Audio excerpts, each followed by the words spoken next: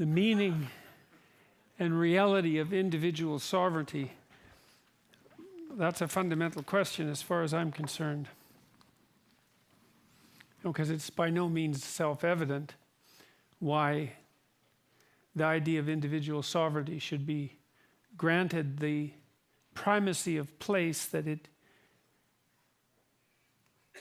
has been granted. Or you could say it another way: the reasons that that proposition have been deemed self-evident are not obvious.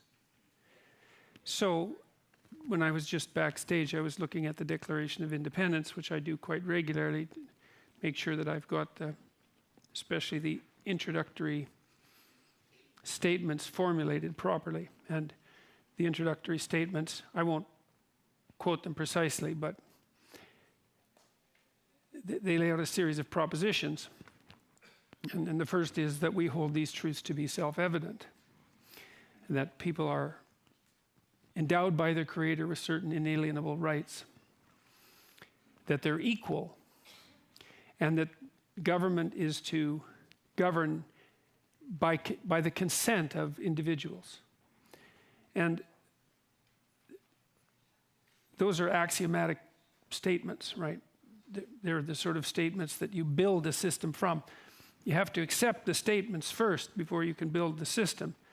It's analogous in some sense to Euclidean geometry, right? There's a set of axioms and you accept them, and then you can build a system, but you have to accept the axioms. But you don't have to accept the axioms, that's the thing.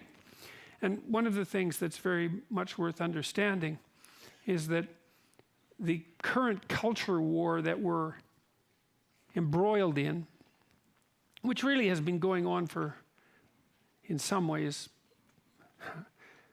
for thousands of years, but in other ways for more specifically political ways, I suppose, since the rise of Marxism about 150 years ago.